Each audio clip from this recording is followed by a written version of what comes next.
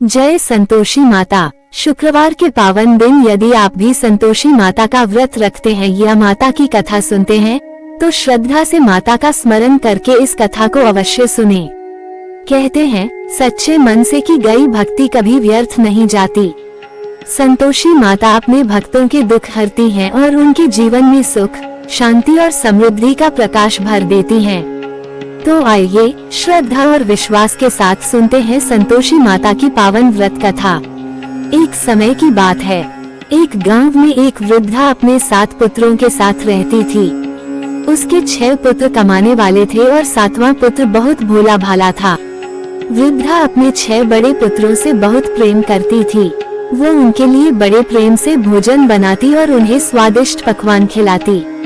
भोजन के बाद जो कुछ उनके जूठे में बच जाता वही भोजन वह अपने 7वें पुत्र को दे देती थी। 7वां पुत्र अपनी माँ के इस व्यवहार से अनजान था।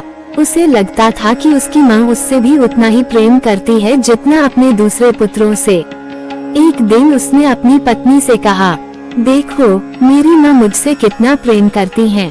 उसकी पत्नी ने दुखी होकर कहा, आपको ऐसा लगता है लेकिन सच्चाई कुछ और है। आपकी माँ आपके भाइयों को अच्छे अच्छे पकवान खिलाती हैं और उनके जूठे में जो बचता है वही आपको देती हैं। पति ने कहा, मैं तुम्हारी बात पर विश्वास नहीं कर सकता। जब तक मैं अपनी आँखों से यह नहीं देख लूँगा तब तक नहीं मानूंगा। कुछ समय बाद घर में एक बड़ा त्योहार आया। उस दिन घर में तरह तरह के पकवान और मिठाइयाँ बनाई गयीं। 7वें पुत्र ने अपनी माँ का व्यवहार देखने के लिए सिरदर्द का बहाना बनाया और एक कपड़ा ओढ़कर रसोई के पास लेट गया। कुछ देर बाद उसके 6 भाई भोजन करने आए। वृद्धा ने बड़े प्रेम से उनके लिए आसन बिछाए और तरह तरह के स्वादिष्ट पकवान परोसने लगी। 7वां पुत्र कपड़े के अंदर से सब कुछ देख रहा था। जब उसके 6 भाई भोजन कर चुके तब उसकी माँ ने उनकी थालियों में बचे हुए भोजन को इकट्ठा किया। मिठाई के टुकड़ों को मिलाकर उसके लिए एक लड्डू जैसा बनाया और अलग थाली में रख दिया। फिर वह अपने 7वें पुत्र को आवाज लगाकर बोली, बेटा तेरे 6 भाई भोजन कर चुके हैं, अब तू भी उठकर भोजन कर ले। 7वां पुत्र सब कुछ अपनी आँखों से देख चुका था। वो उठा और बोला, माँ अब मुझे भोजन नहीं करना, मैं परदेश जा रहा हूँ।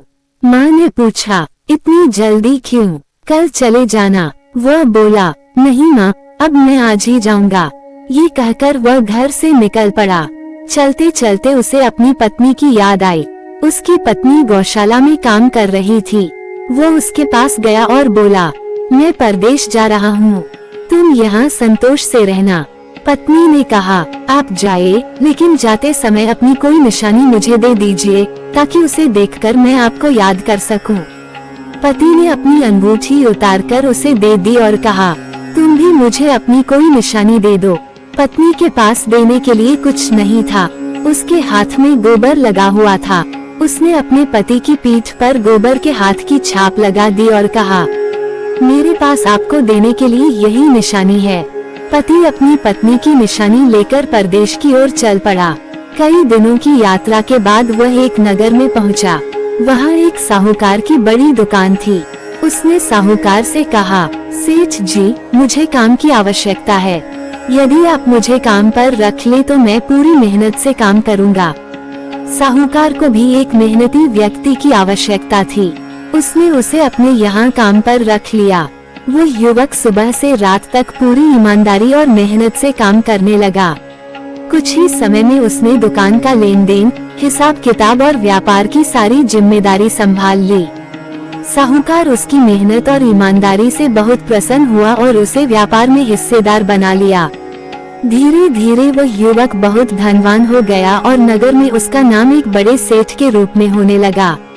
उधर उसकी पत्नी अपने ससुराल में बहुत दुख सह रही थी। घर का सारा काम करने के बाद भी उसे जंगल से लकड़ियाँ लाने के लिए भेजा जाता। उसे खाने के लिए ठीक भोजन नहीं दिया जाता था।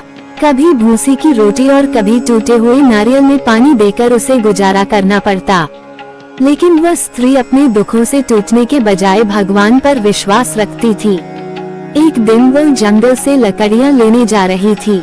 रास्ते में उसने कुछ महिलाओं को एक स्थान पर बैठकर पूजा और कथा करते देखा। वो उनके पास रुक गई। उसने पूछा, बहनों, आप कौन सा व्रत कर रही हैं? महिलाओं ने कहा, हम संतोषी माता का व्रत कर रही हैं। उसने पूछा, इस व्रत को करने से क्या फल मिलता है? महिलाओं ने कहा, सच्ची श्रद्धा से संतोषी माता का व्रत करने से जीवन के दुख दूर होते हैं, घर में सुख शांति आती है, दरिद्रता दूर होती है और माता अपने भक्तों की मनोकामना पूर्ण करती हैं। यदि किसी का प्रिय व्यक्ति परदेश गया हो तो माता की कृपा से उसके लौटने का मार्ग भी बनता है। ये सुनकर उस स्त्री के मन में आशा जागी।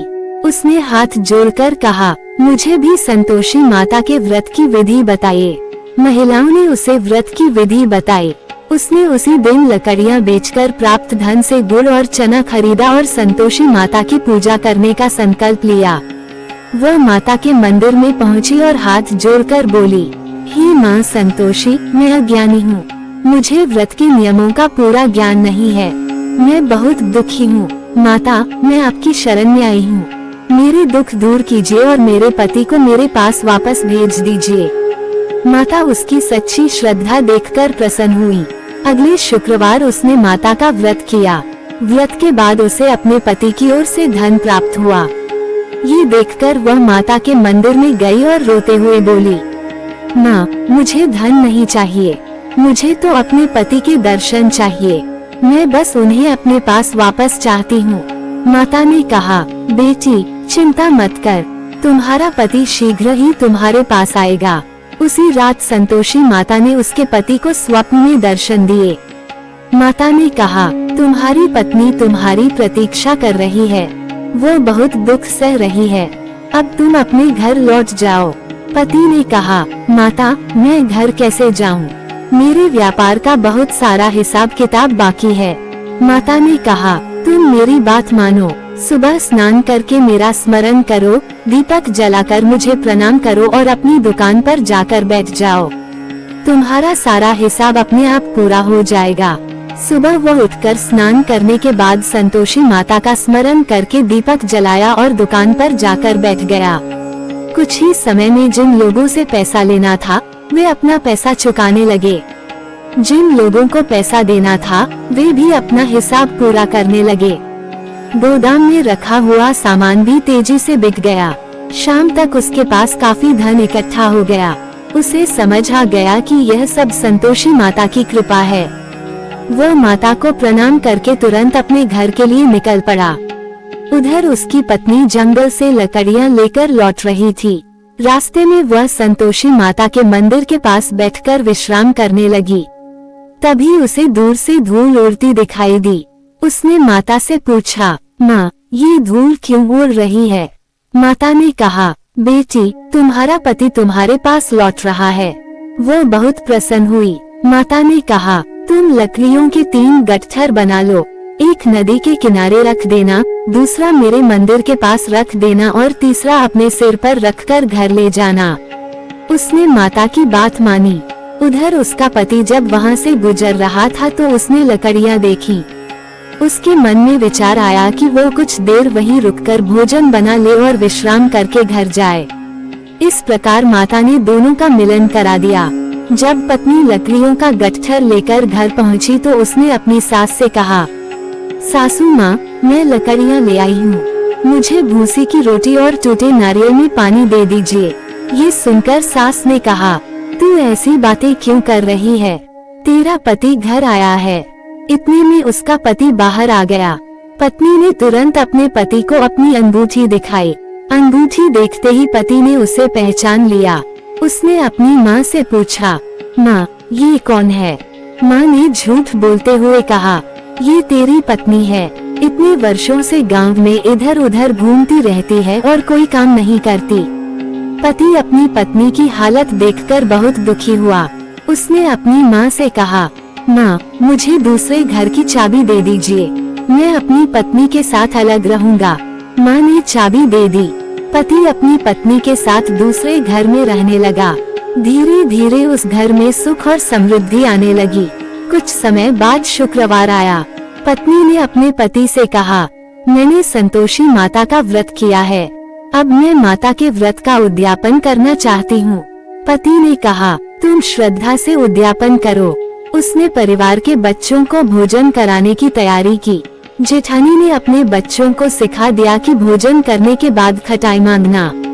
बच्चे भोजन करने आए। भोजन करने के बाद उन्होंने खटाई मांगी। बहू ने कहा, ये संतोषी माता का प्रसाद है, उद्यापन में खटाई नहीं दी जाती। लेकिन बच्चों ने जिद की। बहू ने उन्हें कुछ पैसे दे दिए। बच्चों ने उन पैसों से इमली खरीदकर खा ली। संतोषी माता इससे नाराज हो गईं। कुछ समय बाद राजा के सिपाही उसके पति को पकड़कर ले गए। ये देखकर वो बहुत दुखी हुई। वो रोती हुई संतोषी माता के मंदिर पहुंची और बोली, हे माता, क्या मुझसे कोई भूल हो गई? आपने तो मेरे सारे दुख दूर कर दिए थे, फिर मेरे पति को ये संकट क्यों आया? माता ने कहा, बेटी, तुमने मेरे व्रत का उद्यापन किया, लेकिन बच्चों को खटाई के लिए पैसे दे दिए। इससे व्रत का नियम भंग हुआ। बहू ने हाथ जोड़कर कहा, माँ, मुझसे अज्ञानता में भूल हो गई, मुझे क्षमा कर दीजिए। मैं दोबारा पूरे नियम और श्रद्धा से उद्यापन करूंगी। माता ने कहा, जा बेटी, इस बार तेरी मनोकामना पूरी होगी। तेरा पति तुझे रास्ते में ही मिल जाएगा। वो मंदिर से बाहर निकली तो उसे रास्ते में अपना पति आता हुआ दिखाई दिया। उसकी खुशी का ठिकाना नहीं रहा। अगले शुक्रवार उसने फिर से उद्यापन करने का निश्चय किया। इस बार उसने स्पष्ट कह दिया, जिसे खटाई खानी हो वो मेरे यहाँ भोजन करने न आए। बच्चों ने फिर खटाई मांगने की कोशिश की, लेकिन उसने उन्हें खटाई नहीं दी और अपनी श्रद्धा के अनुसार दक्षिणा देकर विदा किया। इस बार संतोषी माता बहुत प्रसन्न हुई। माता की कृपा से कुछ समय बाद उसके घर में पुत्र का जन्म हुआ। उसका जीवन सुख और समृद्धि से भर गया। वो प्रतिदिन संतोषी माता के मंदिर जाकर माता को प्रणाम करती और उनका धन्यवाद करती। एक दिन माता ने सोचा, मेरी यह भक्त रोज मेरे दर्शन करने आती है, आज मैं स्वयं इसके घर जाकर देखूं कि यह मुझे किस भाव से पूजती है। माता ने एक भयानक रूप धारण किया।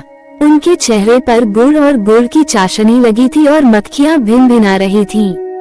जब माता उसके घर पहुंची तो घर के लोग उन्हें देखकर डर गए। बच्चे चिल्लाने लगे, घर के दरवाजे बंद कर दो, कोई भयानक स्त्री बाहर खड़ी है। लेकिन बहू ने माता को देखते ही पहचान लिया। वो दौड़कर माता के चरणों में गिर गई और बोली, माँ, आज मेरी माता स्वयं मेरे घर आई हैं। उसने अपनी सास से कहा, माँ, आप डरिए मत, यही संतोषी माता है जिनका मैं व्रत करती हूँ। उसने तुरंत दरवाजे खोल दिए और माता के चरण पकड़कर बोली, हे माँ, हम सभी अज्ञानी हैं। हमने आपकी पूजा और व्रत में जो भी भूल की, उसके लिए हमें क्षमा कर दीजिए। संतोषी माता ने सभी को क्षमा कर दिया और कहा, जो भक्त सच्ची श्रद्धा और विश्वास से मेरा व्रत करता है, उसके जीवन में संतोष, सुख और शांति बनी रहती है। लेकिन व्रत के नियमों का श्रद्धा से पालन करना चाहिए। माता ने उस परिवार को आशीर्वाद दिया और वहां से चली गईं। तभी से यह मान्यता चली आ रही है कि जो भक्त श्रद्धा और विश्वास के साथ शुक्रवार को संतोषी माता का व्रत करता है और माता की कथा सुनता है, माता उसके जीवन के दुखों को दूर करके सुख, शांति और समृद्धि प्रदान करती हैं। हे माँ संतोषी, जिस प्रकार आपने अपनी भक्त बहू के दुख दूर किए, उसी प्रकार सभी भक्तों के जीवन से दुख, चिंता और दरिद्रता दूर करें। उनके घर में सुख, शांति, संतोष और समृद्धि बनाए रखें। जय संतोषी माता।